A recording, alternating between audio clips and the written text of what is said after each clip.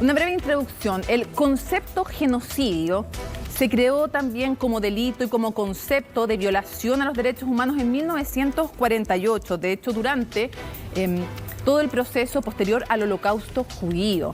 Es bien importante tomar en cuenta eso y que se describe en el derecho internacional como el intento de destruir totalmente o en parte un grupo nacional, étnico o racial en su totalidad. En el 48, entonces, adoptado oficialmente por la Organización de Naciones Unidas, y en lo que es complejo de probar este concepto es que exige probar la voluntad, la intención, entonces, pero que todos los organismos internacionales creen en general, y las ONG, que está claramente presente en el caso de Myanmar, del cual vamos a conversar con Marta Mauras. La socióloga Marta Mauras, la quiero presentar, está con nosotros desde Los Vilos, además tuvo la gentileza de acompañarnos. Y quiero contar que tú eres ex embajadora de Chile en Ginebra, presidenta del Consejo de la Organización Internacional de las Migraciones, ex directora regional de UNICEF para América Latina y actualmente directora en el Foro Permanente de Política Exterior. Así que muchísimas gracias por acompañarnos. Además, ha estado en el campamento de refugiados, ha visto cómo vive la minoría musulmana en Bangladesh, los rohingyas, otros le dicen rohingyas, pero en fin, más allá de la pronunciación, quisiera preguntarle primero, ¿cómo le tocó en Lumano y cómo vio que viven en este campamento 750.000 refugiados que no son reconocidos tampoco en Bangladesh y que viven algo que debe ser muy duro de apreciar? Me gustaría que usted nos contara. Bueno, efectivamente, estuve en el año 2019 en Cox's Bazar, que es en Bangladesh, en la ciudad de Bangladesh, a partir de la cual se viaja hacia abajo por la costa de la bahía de Bengal, y muy cercano, como señalabas tú, Mónica, a la frontera con Myanmar, se baja hacia los campamentos de refugiados. Efectivamente son 1 millón de personas. Lo que pasa es que en el 2018, con la expulsión brutal que se produce desde Myanmar por parte de los militares y de una gran población, una gran parte de la población también anti-musulmana, cruzan muy rápidamente 750.000 personas más o menos, pero anteriormente se habían producido 2 expulsiones o salidas en los 10 años anteriores, lo que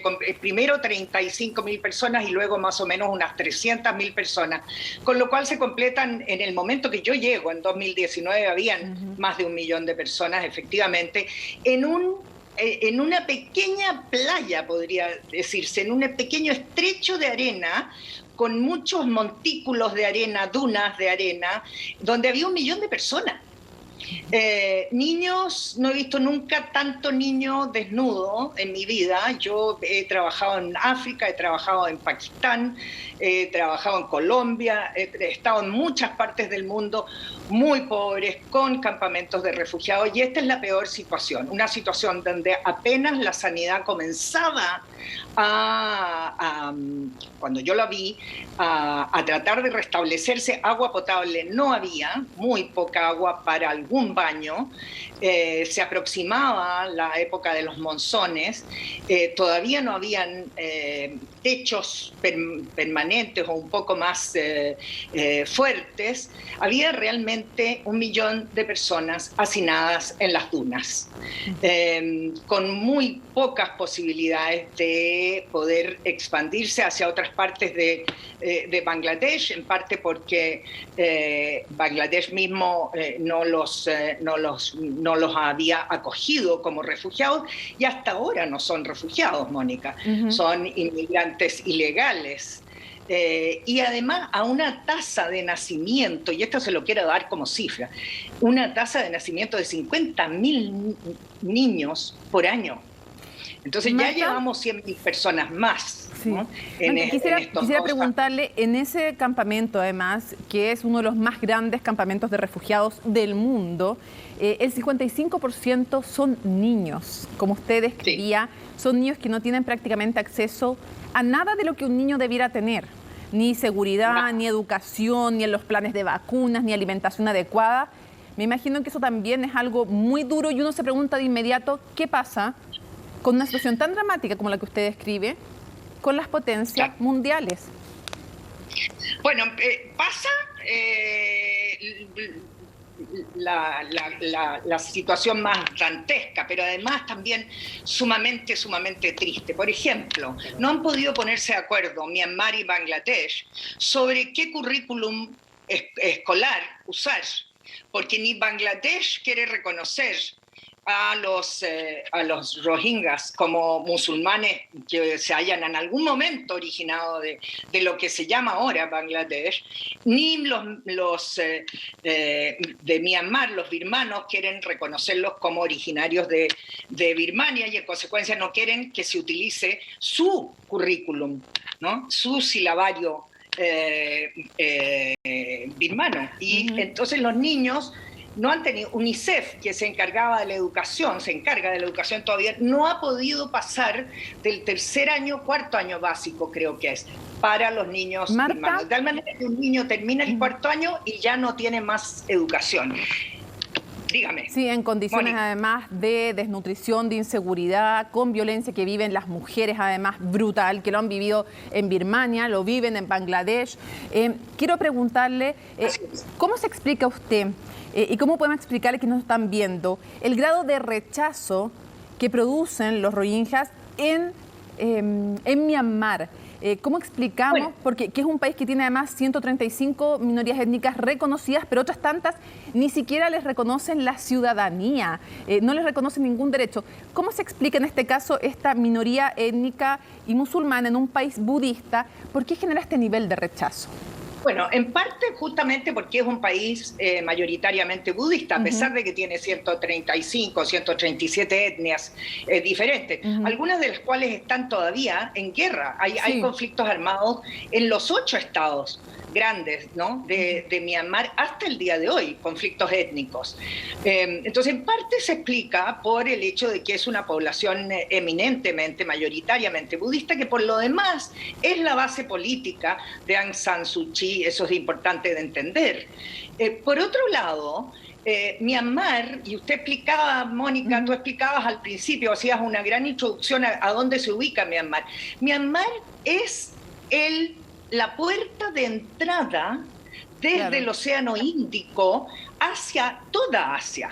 Hacia Asia del Sur, India, Pakistán, hacia Asia del Este, ¿no?, Tailandia, Camboya, Vietnam, Laos y más adelante Singapur, etcétera, pero también hacia Asia Central, China, y más allá Rusia. Y esto es importante de considerar, porque ha sido territorio de todos y territorio de los birmanos militares aislacionistas, ¿no?, desde prácticamente los 40, cuando sale el imperio japonés. Y quisiera preguntarle porque vive periodos además horrorosos, Myanmar, que fue una sola colonia inglesa junto con India, el 37 se separa, sigue siendo colonia británica y el 48 tiene, como usted decía, la independencia, pasan además por el periodo de ocupación japonesa, o sea, han vivido cosas muy, muy duras, pero yo quiero preguntarle, volviendo al tema que usted conoce, porque es además un privilegio poder conversar con alguien que ha estado en uno de los campamentos viendo cómo no viven, sobreviven los rohingyas en Bangladesh, huyendo de Myanmar. Quiero preguntarle lo que está pasando ahora también, porque resulta que en Bangladesh están erradicando a grupos de esta minoría, a los que tampoco reconocen como refugiados, a una isla que además se inunda con los monzones, y eso también, ese agarrarlo sin que ni siquiera ellos quieran, también es otra vulneración más. ¿Cómo se ve ese proceso también en Bangladesh?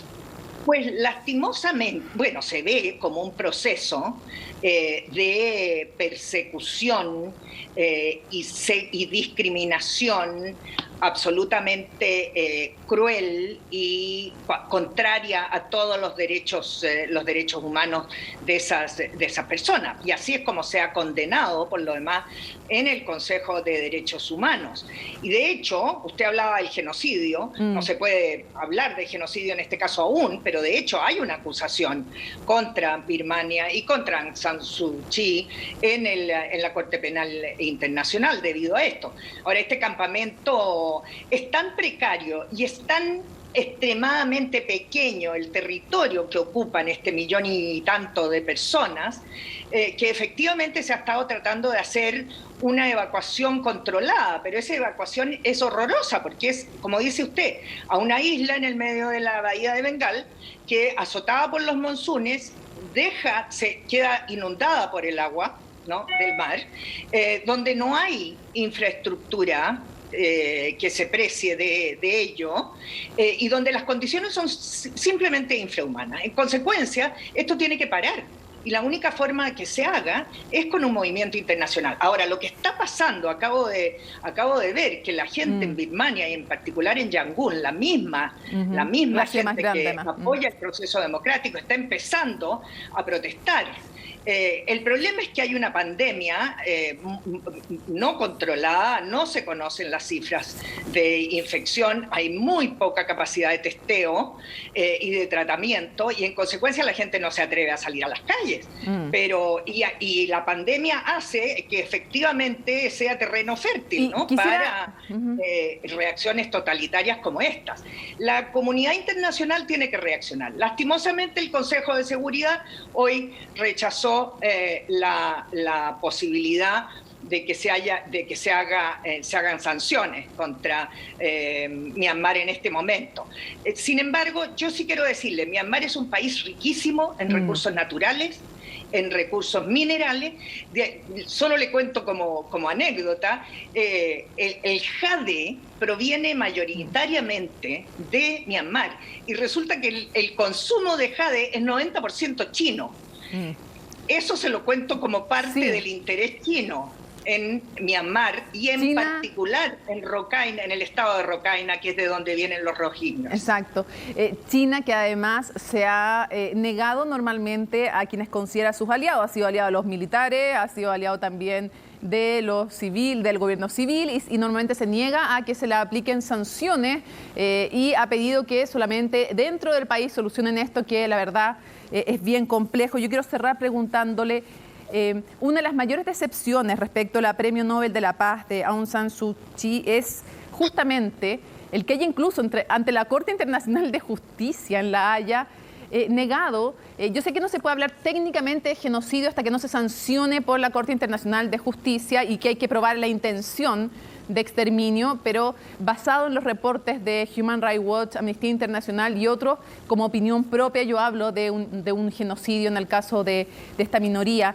Quiero preguntarle cómo se puede entender que una Premio Nobel de la Paz prefiera estar del lado de lo popular, que es atacar a esta minoría y no defenderla.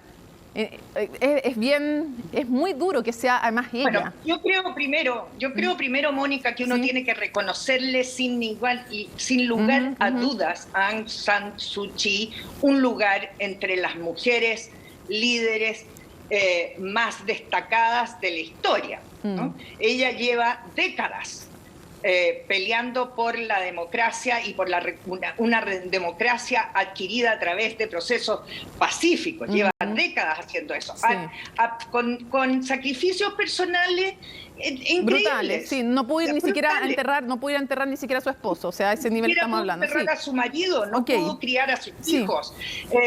Y en consecuencia yo creo que esa es una cuestión que no se le puede desconocer a Aung San Suu Kyi.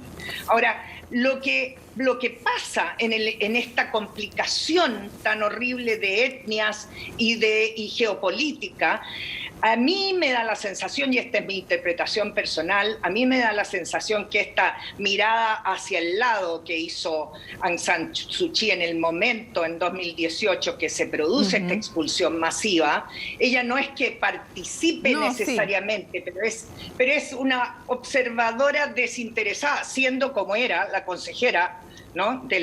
O sea, la presidenta de facto, porque como explicamos no podía tener el título. Yo lo veo como un intento de buscar fórmulas de entendimiento que le sale mal, sale horriblemente mal, y por el cual ha perdido una cantidad enorme de capital político internacional, de credibilidad y de confianza. Sin embargo, la población de Bangladesh la sigue reconociendo como su líder indiscutido. De Myanmar. De Myanmar, perdón, de Myanmar.